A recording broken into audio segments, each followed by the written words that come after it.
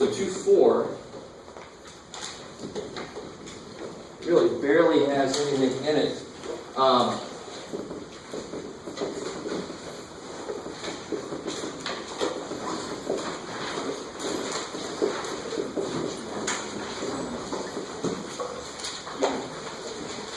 So last time we talked about the average rate of change actually comes out to be just the slope between 2 points. So this is really the same thing as slope.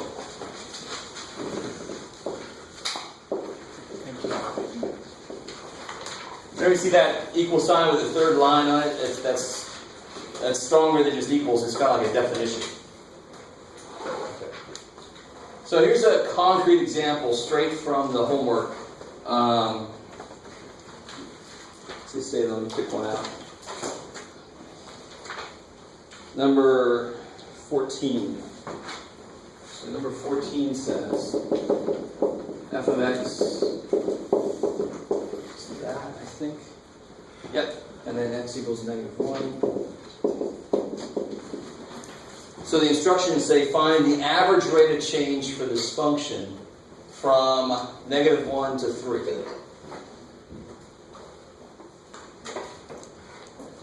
So whatever this function looks like, from -1 to 3, it looks almost like x to the 4th, except it's got a little bit of a wiggle in it due to the plus x, so it's probably going to look something like, I can't even guess. So it's going to do some weirdness.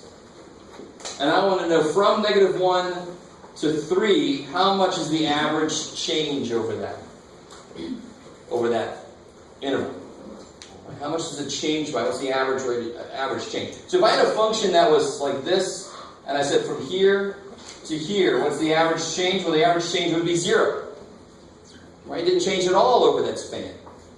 With me? If it goes up to here, the average change would be how much did it change divided by how far did you go? That's going to be the average rate of change. It's like a velocity. So really, all you got to do, it's a slope. So what's the formula for slope? No, that's how you use slope to get an equation of a line. What's the equation directly for slope? Yeah, y2 minus y1. All right, let's make this a little better. Remember what y's took the place of? F of x, I mean, in the other way around. So they have f of x2 minus f of x1 over x2 minus x1. That looks more complicated, but it's just change in y's divided by change in x's, right? You guys semi with me? If I do the change in the y's divided by the change in the x's, that's the slope, also known as the average rate of change. So then all you have to do is plug in the x's you want. I want to go, 3 is my second one, so f of 3 minus f of -1 divided by what? What goes on the bottom for this problem?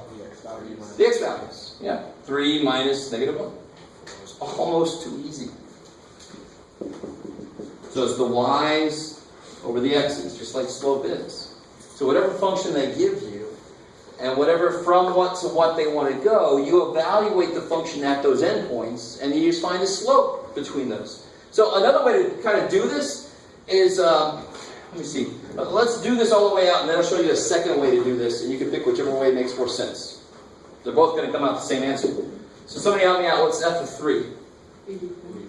84. 3 to the 4th is 81, plus 3 is 84. F of -1? 0. I love it. -1 plus 1. And of course, 3 minus -1 is 84 divided by 4.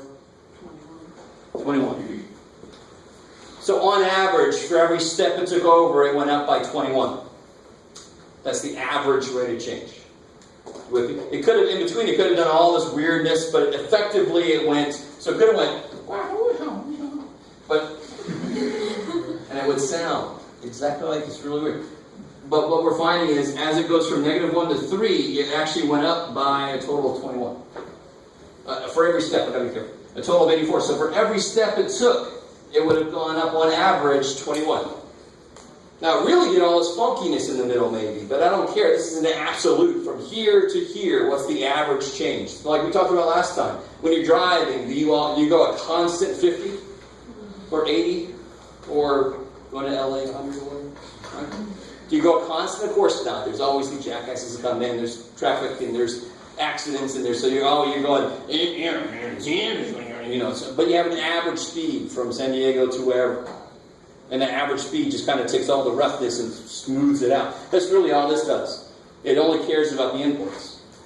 So the other way to do this that might make it look a little bit more like algebra is look at what your 2 points are. One point is -1 something, and the other point is 3 something. So when you plug a 3 in, you get the 84. When you plug the -1 in, you get the 0, and now just find the slope between those points. That might feel a little more, normal for us, because that's what we did back in 110, right? Give me 2 points, I can find the slope. It's really the same thing we're doing here, and I sort of want you to be okay with doing it this way. It's nothing different here. It's just that this actually will help you, especially if you're going into calculus. Because this is actually, I'm doing exactly this with my calculus students right now. We're just going to take it, of course, a little bit further. All right? So either way, here you just do your y2 minus y1, and you just plug and chug. And you'll still end up with 21. How we do?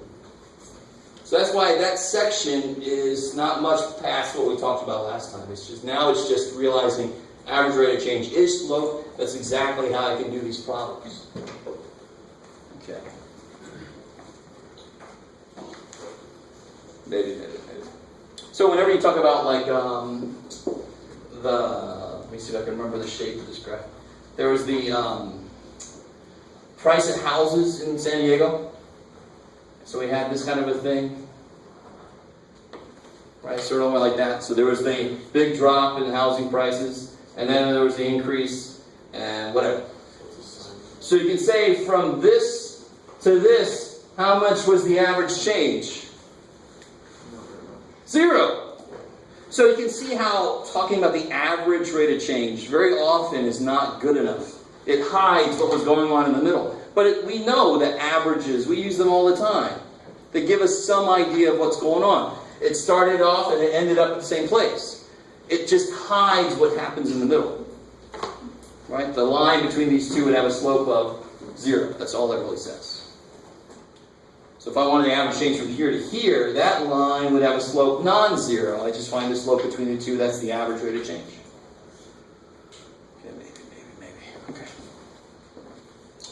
Cool.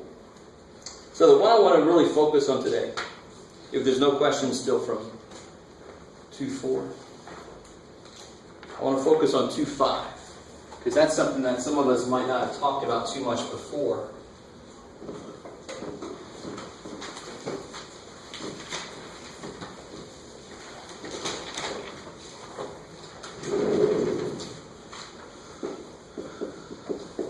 Transformations of graphs of functions.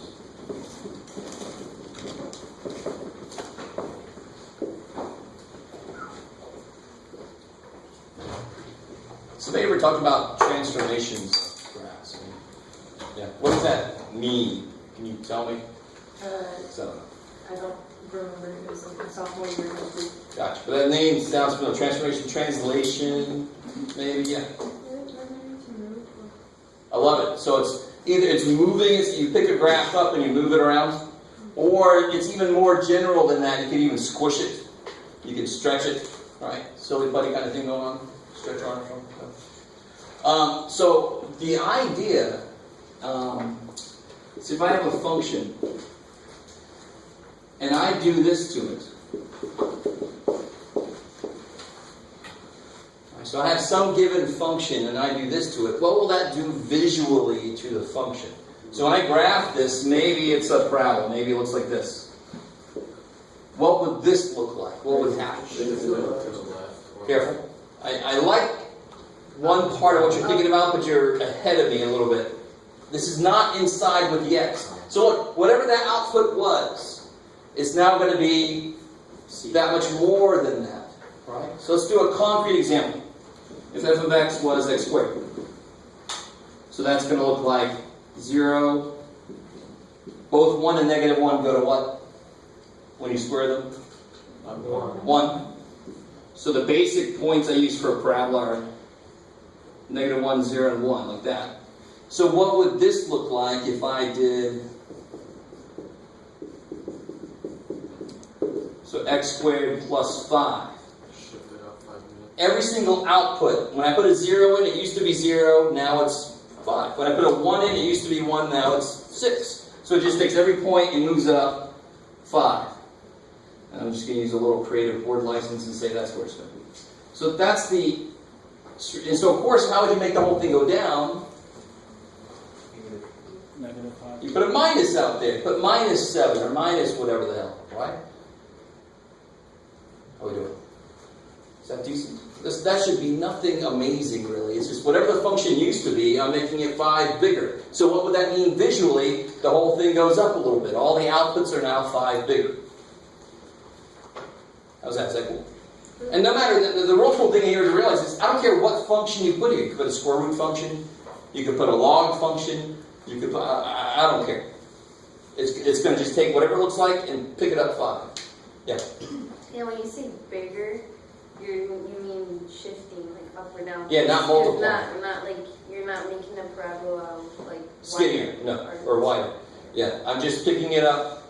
Every single output becomes 5 bigger, becomes 5 more than it was before. So the whole graph just goes straight up. The shape is exactly the same.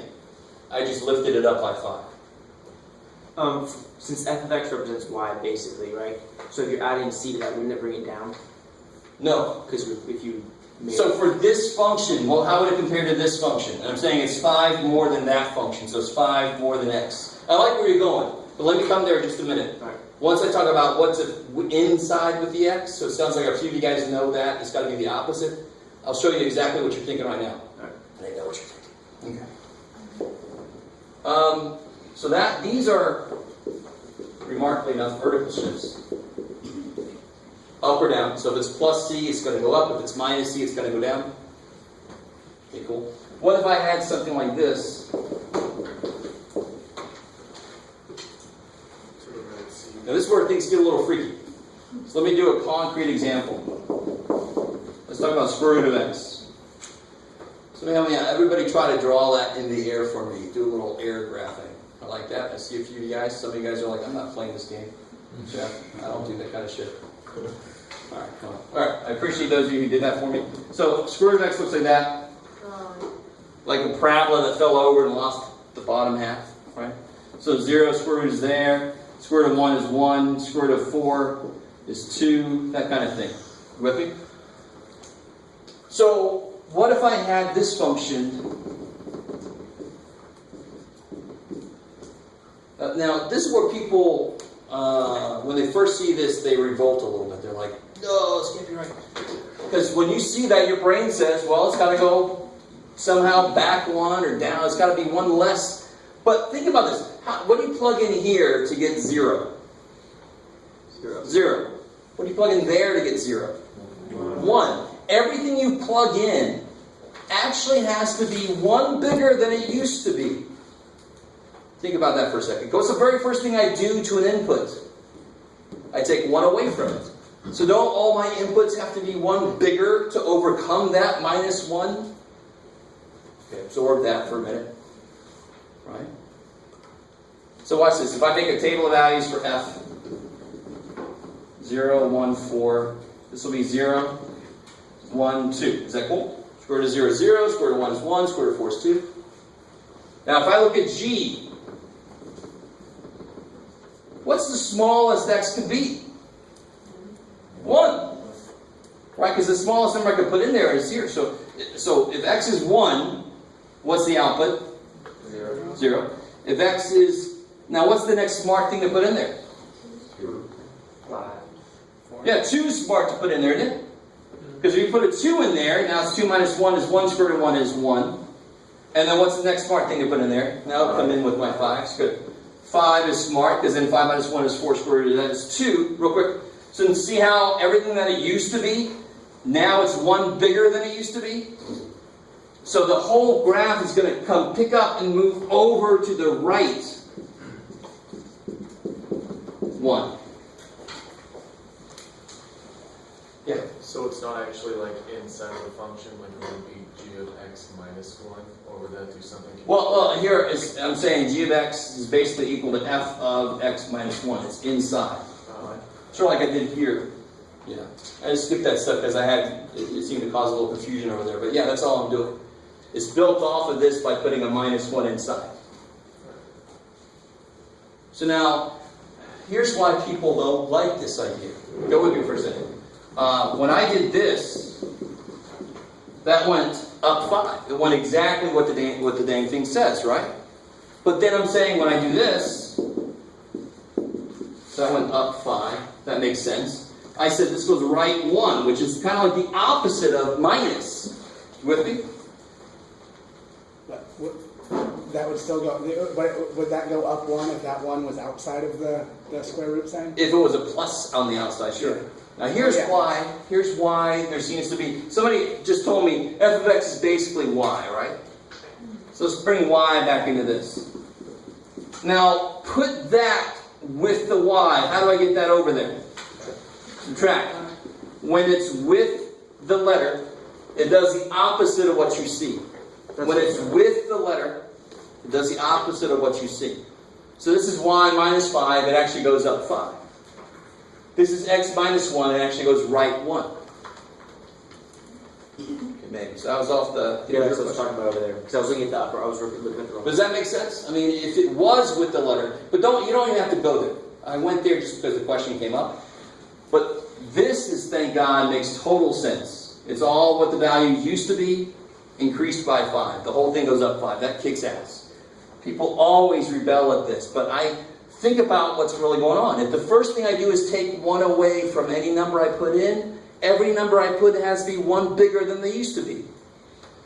So if f of x is here, g of x is going to be 1 over, 1 over, get over there, 1 over, so it's going to be like this. That's g of x. It picked up and moved right 1. How we doing? Yes, ma'am. So what if we were trying to write an equation where you want to shift it up 5 units and then right 1? I love it. All right, cool. So let's say we start with, let's say we have h of x equals absolute value of x. And what does that look like?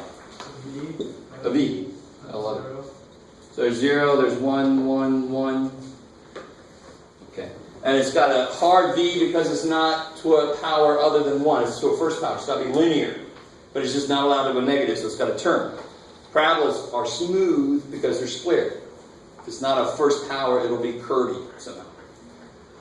So what'd you say again? I'm sorry. If we want to make this, make it do what now? Like up 5 and right 1. Make it go up 5. And Right 1. right 1. Thank you. I can only hold so much in my head at one time, apparently. So what would you make this function become instead to do that? How would you make it go up 5? X plus 5. Well, careful. Be a little more specific. Absolute value. After this, you put plus 5, right? That'd make it go up 5? How would you make it go right 1? There you go. So that would go right 1 and up 5. How we doing? So you can certainly have multiple transformations in one go, right?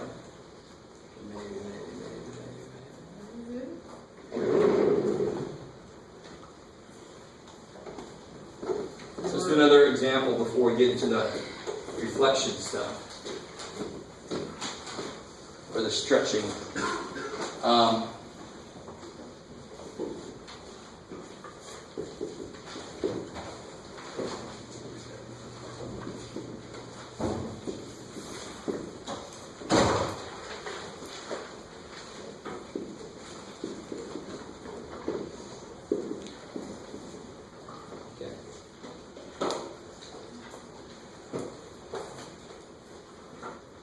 What are the 2 transformations that you can see in this function? Yeah, definitely down 3. Down and right. Down and Left 2, I like it. All your inputs can now be 2 less than they used to be, because the first thing you can do is add 2 to them. So the whole thing's going to move back 2. So it's be left 2. I like it. So try, and when I ask you to graph using transformations, see how slow I'm talking now? So this must be an important note. When I say graph using transformations, I want to see you graph what's called the base function. So what if you take away all the transformations, this function is just x squared. It's a parabola. I love it. So you got your anchor points, what I call anchor points, are 0, 0, 1, 1, and negative 1, 1. And I always do the base function as a dotted line, because that's not your answer. Your answer is going to be move that sucker around, right? What did I say down? So if I start moving this thing around, I want to go down 3. So every point's got to go down 3. So 1, 2, 3. 1, 2, 3. All right. Symmetry always helps out. So that's the intermediate step. I'm not there yet, though, right? And now every point's got to go where? Left 2. Left 2. So this is where, if you are one of my attentive students, you're actually going to have a better time with this. Get some colored pencils and so forth. So this is like an intermediate step. So that point now has got to go left 2. That point's got to go left 2. And that point's got to go left 2. And now there's my parabola. How are we doing? Is that cool?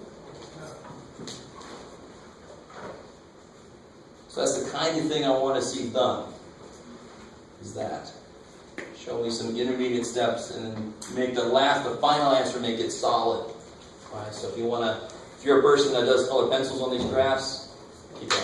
If I were a student in this class, I would not. I would hate me as a student in this class because I am obviously not talented with drawing or even writing. So I would hate me as a student. But don't be like that. Be better than I would be. Okay, so that's vertical shifts, horizontal shifts, and now we're going to talk about stretches and compressions. Stretching and shrinking, what the book calls it. This kind of thing makes a little more sense. If you haven't taken trig yet, this is the weird thing that I think about trig. If you've taken trig, you must have talked about graphing and figuring out the phase shift and all this kind of stuff, what the new period's going to be. That's basically, if you have a sine function that looks like a spring, I can compress it and make it, go a little bit more crazy, or I can stretch it out. So that kind of thing, I always think of a spring. The spring is what we stretch the spring out, and then we let it go, right? It compresses and then stretches and so forth, and it makes it sound sort of like that. So what the hell, how would I do that with a function? So if I had, let's say, let's just use absolute value since that's... If I wanted to compress this thing to make it shorter, what am I actually kind of changing then in a way? Let me see how I can get this straight. If I wanted to stretch it like this, which variable is really being changed? The y value. And of course, if I want to stretch it or compress it this way, the x value is being changed. Right? So if I want to compress this, so right now it looks like this. So again, it's got 0, 0, 1, 1. But now it's going to be straight lines there, because it's just an absolute value. You can do it, Jeff. So if I wanted to... So really, when I want to compress, I want to make 1/2 now go to 1. See how that would push it in? Currently 1 goes to 1. If I want to push the thing in, I want to make 1/2 go to 1 maybe. If I want to compress it by a factor of 2, push on both sides. So if I had this and I pushed on both sides, it should do that. Right? If I compressed it. You guys with me? You guys have such way too good poker faces. That's what I say. I'm going to let you know how I feel.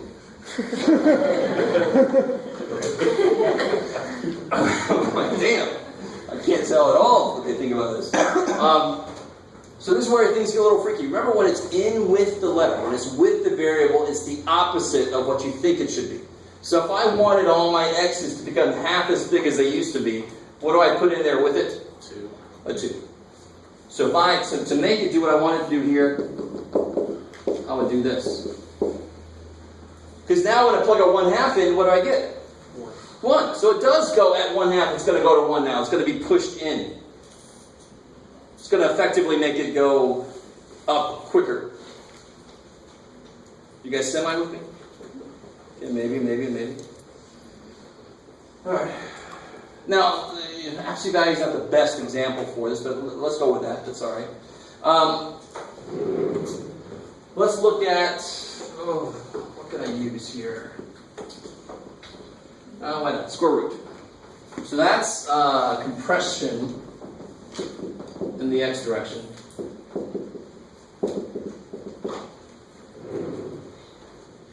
So, of course, if I wanted to stretch it,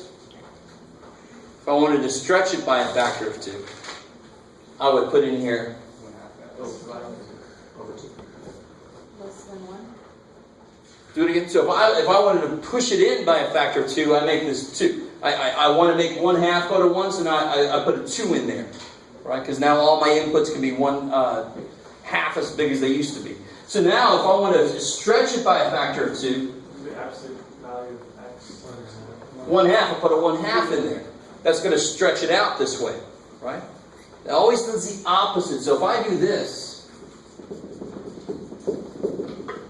all my inputs can now be twice as big as they used to be. So now it's not going to do this. It's not going to go from at 1, it's not going to go to 1. And it's not going to go like that. It's going to go at 2, it's going to go to 1, right? 1/2 of 2 is 1. So now it's going to stretch it out this way, isn't it? If I grab that absolute value and stretch it out, now it's going to go fat. The other one's going to make it skinny, right? Maybe. So now I want to talk about the other direction. What about compression and elongation along the y-axis? Let's just call it stretching.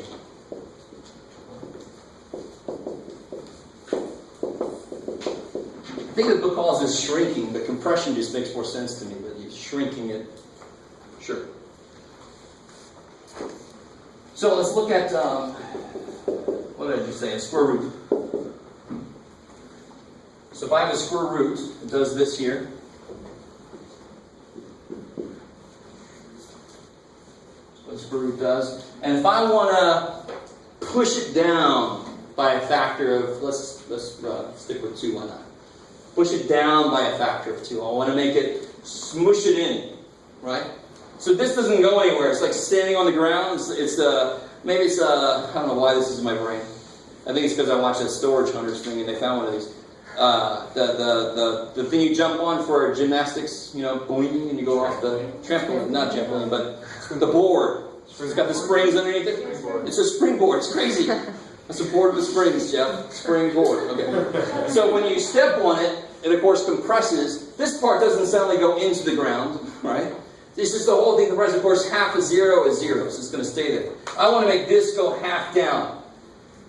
That's beautiful. Whenever it's in the y direction, it's actually directly what you think. So what are you going to do in front of here? 1/2. Yeah, 1/2. So if I make g of x equal to 1/2 that, all the outputs are now going to be half as big as they used to be. So this is going to be 1. This is going to be 1/2. So there's somebody standing on top of my springboard.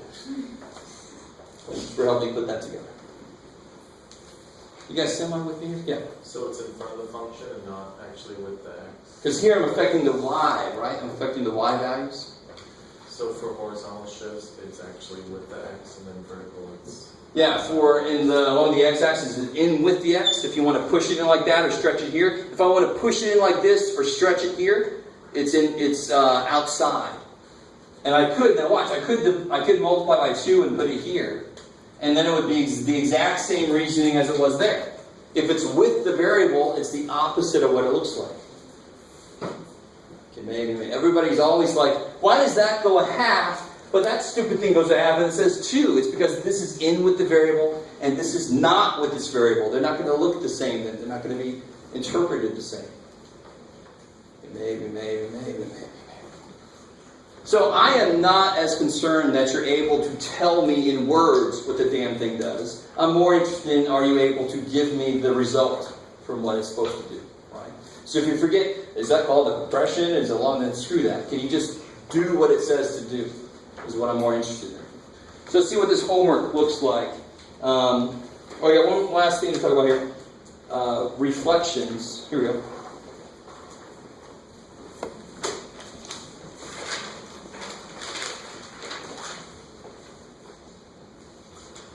So if I had, let's keep picking up on the square root. So this guy's here. And I want to reflect him around the x-axis. I want to basically flip them over. I want to have the reflection as if the x-axis was a mirror. How would I accomplish that? What's the major thing? Why is the square root up here anyway? Why is it not down here to begin with? Well, the square root can't be negative. Square root can't be negative. So that tells you how to force it to go down there. What do?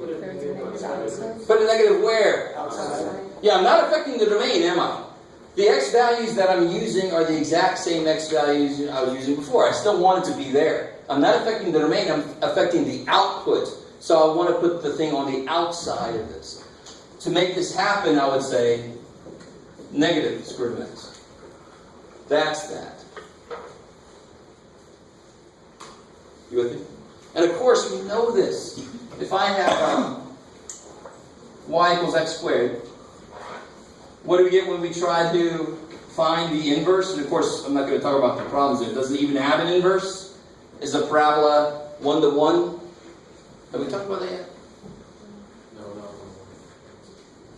It's not 1 to 1. But you guys have done inverses before. What happens if I try to solve this for y? Just help me out on that. If I try to solve this for y, what do I have to do? Take a square root. In the minute you take a square root, what has to happen? Plus or minus. That's why if I take this parabola, I can't just invert him. I won't get the whole thing. It's just going to be this part of it. I can only do one part at a time. There's 2 parts to it. I can't have a single equation to get it. I have to actually have 2 equations. Plus radical x, minus radical x. So there's positive radical x. There's negative radical x. That's the other half of the parabola that's missing. And I very often do this. I go a little further than I really need to, but it's good to see the whole picture, yeah. So square root of negative x would flip it back. I love it. So that was really emphatic on my part. But I do. It's perfect. It's like I planted you there. So if I wanted to affect the domain, if I wanted to change the domain, so if I want to move it left or right, or if I want to compress it, or if I want to flip it to the other side, so I change the domain, it's got to be in with the x, because that's affecting the x's somehow. If I want to move it this way, or move it up and down, or smoosh it, or something, that's outside. Does that generalization make sense a little bit? Okay. So if I wanted to take this, and move it over here, It's negative. Careful. It's square root of negative x. That's it, exactly. Now, when you first look at that, some of you guys might balk at that and say, you can't even do that, Jeff. Yeah, you can. What kind of numbers do you have to plug in there to make this work? Negative numbers. So that's exactly why it does this. 1 doesn't work anymore, but negative 1 does.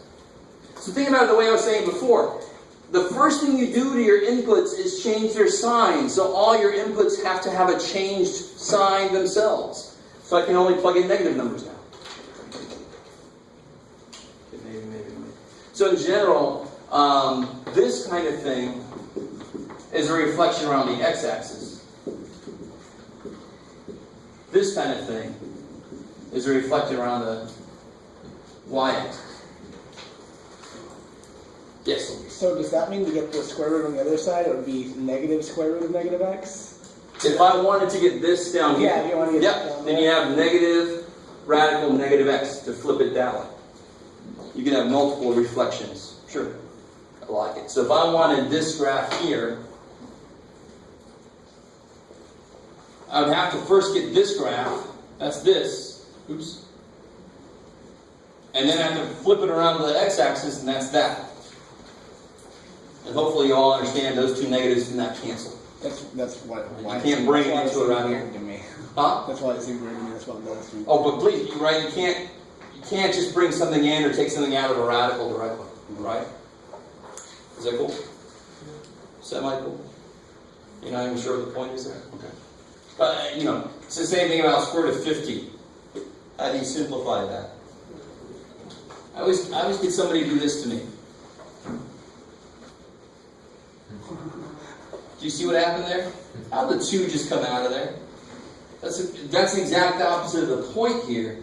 25 times 2 is 50. But what can you do the square root of?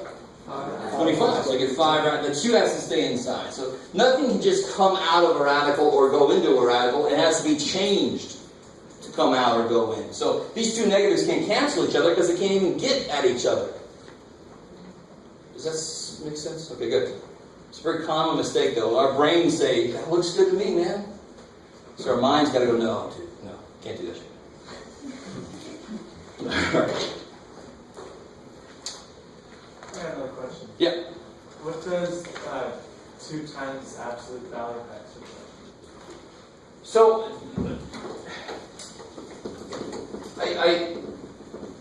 what really sucks, I want you guys to see this, is, and I don't want to make this too big of a point, and maybe this is where you're going with this. It's easy for me to make an upside down absolute value. If I want to, if I had an absolute value and I wanted to make it fatter, I could stretch it in the x direction, right? But I could also just smush it in the y direction. And the reason that is, let's first analyze that. So you said, what would this look like? Yeah.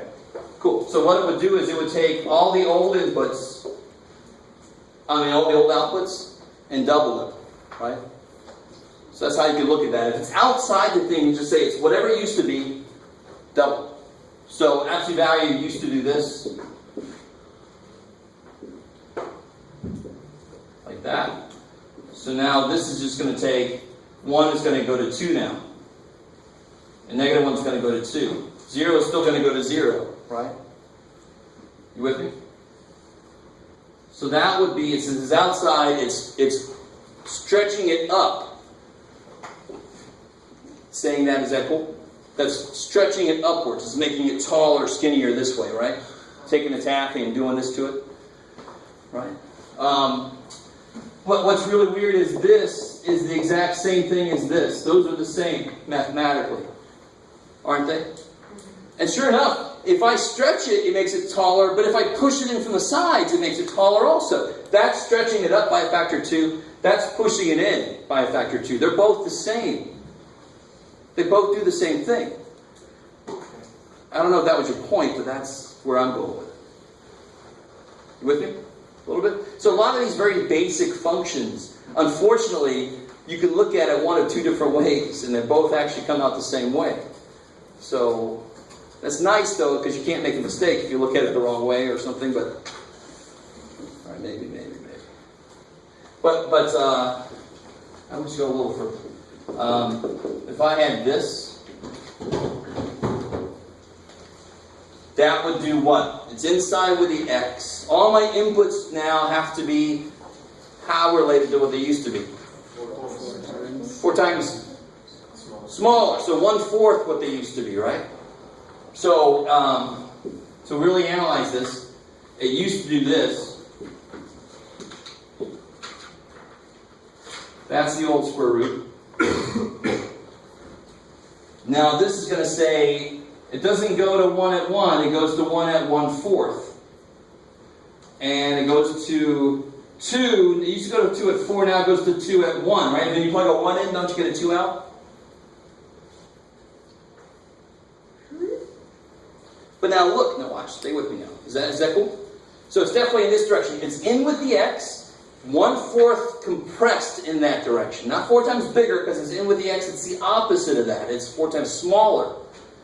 But isn't this the same thing as this?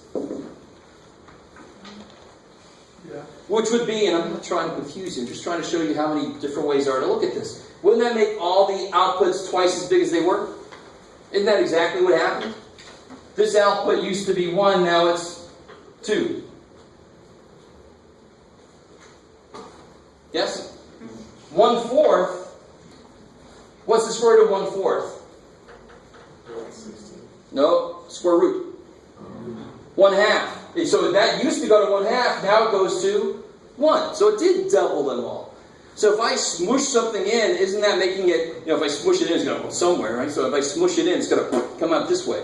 So smushing is the same thing as elongating up and down. Stretching is the same thing as compressing. But it's not always going to be the same number. Do you see that? That's the really important thing. That's by a factor of 4, and that's only a factor of 2 because it's a square root function. Maybe. Let's see what the homework really looks like so that we don't all freak out. Because I got a little further with this stuff. Part of this is just explanation, like there's no graphing on the first part of this. It says explain what this does to the graph of f of x. So if I had this here,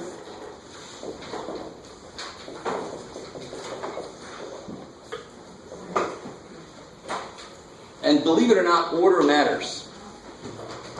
And the order operations rule still. So what would you do last, order operations wise? Add 3.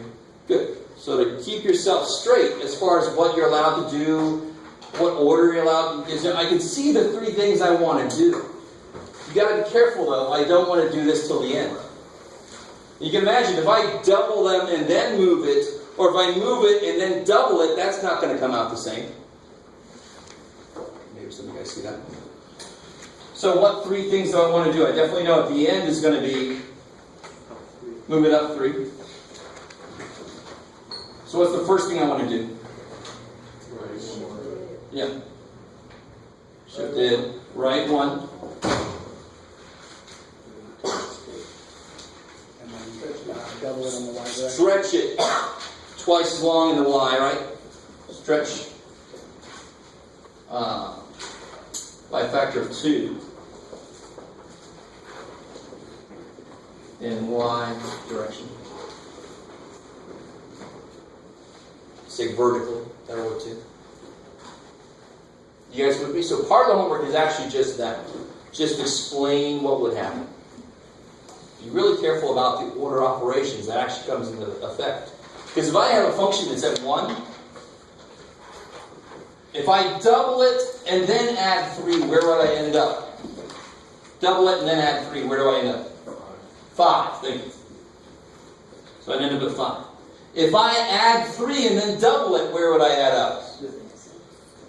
Add 3 to 1, you get 4, and then double it, you get 8. So those aren't the same. So order operations matters.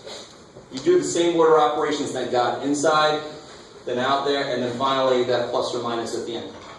That'll keep you straight. Is you doing all right? Thank you. Well, I want to go over there. Stay there. So that's part of the homework. That's like number 5 through 14. And then, of course, you're going to have some where they want you to graph. So this stuff is pretty straightforward, especially compared to what I was trying to tell you. Let me here's one, number 38.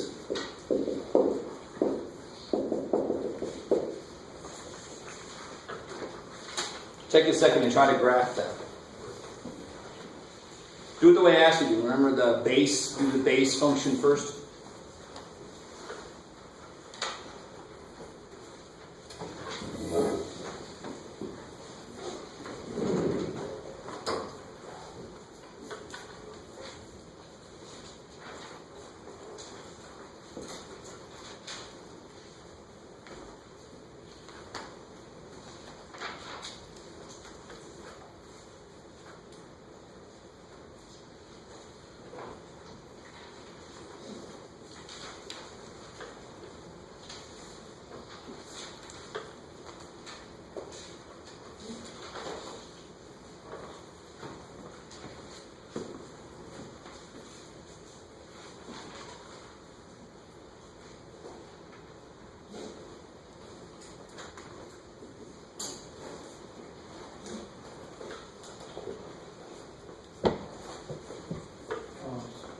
Oh.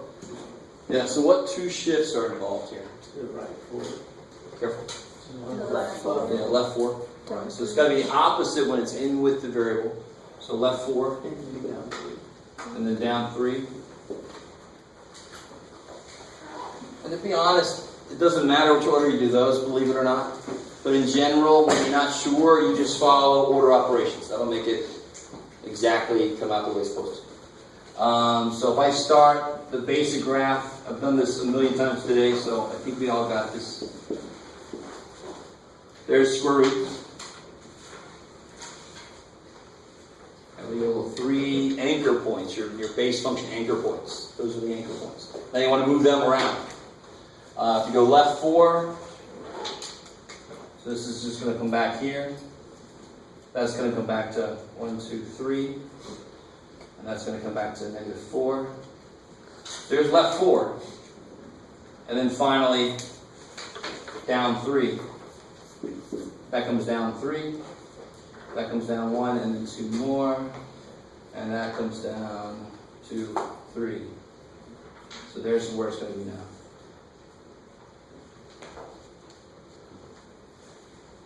And you can check your work, believe it or not. You can always plug it in the graphic calculator, but even that makes it look a little bit different than yours because it's rectangular, not square. It's going to make it look smushed. So you can actually just pick a point. What point is that?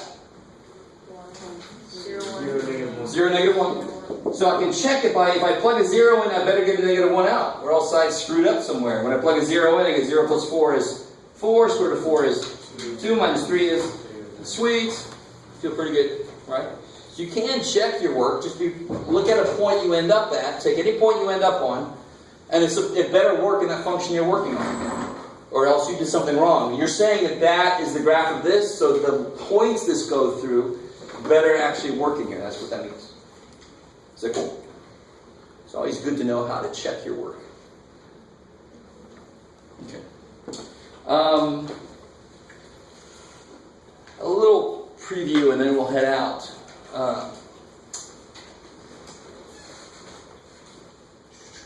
Oh yeah, so that's not too bad. True.